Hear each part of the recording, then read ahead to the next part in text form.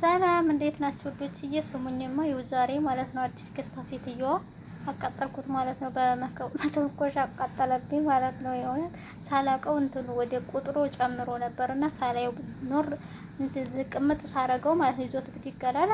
የእውነት አዲስ እኮ ነው ዛሬ ገዝታ ተኩሽና እንጭ አለችኝ ማለት ነው። ከዛ ወይት አሁን እንደዚህ ሆነብኝ ማለት ነው። እና ምን ልበላት ጉዴ ፈላ ዛሬ። ግን ለነገሩ ይሄ ብቻ አይደለም። ምን የማቃጠለው ብዙ ልብስ አቃጥላለሁኝና ሴትዮዋ አትናገርም። አልሐምዱሊላህ ለምንድን ነው እንደዚህ የምታረጊው ምናምን አትልም ማለት ነው። ግን ሁሉንም አቃጠልሽ ጫካሽ ጨረሽ ምናምን ነው የምትለው ማለት ነው። እና ይሄ እንደምታዩት ወላሂ ለአዚም ይወጥማ በጣም ነው ያቃጠልኩት የምር። እና አሁን ይሄንን ቆይ ሰውየው ከሄደ በኋላ ነው ማሳያት። ሰውየው ካለ ግን አላሳያትም ማለት ነው። ምክንያቱም ሰውየው የሆነ መናጤ ሰውዬ ነውና እሷ ግን ምንም አትልም ማለት ነው። ብዙ ልብስ አቃጥዬባታለሁ። በተለይ ይሄ ደግሞ አዲስ ነው፣ ወደ አዲስ ነው ገና አልለበሰችውም እና ተኩሰሽ አንጭሪ ብላኝ እየተኮስኩ ነበርና እዩት። የእውነት ዛሬ ተቃጠለ ልብሱ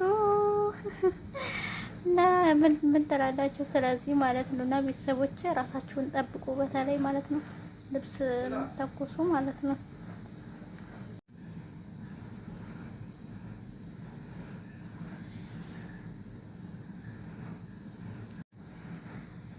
እና እንደዛ ነው እላችኋለሁ ውዶችዬ። የእውነት በጣም ነው እንትን ያለው ማለት ነው። የተቀጠረው አዲስ እኮ ነው እንዴ ያማቸዋል። አሁን ገዝታ አሁን ሳይሆን የገዛችሁ ለኤር ነው የገዛችሁ፣ ግን አልለበሰችውም ገና አዲስ ነው። ተኩሽና እንጭ ብላይ ተቃጠለ። ምን ልበላት? ኦ ማይ ጋድነስ።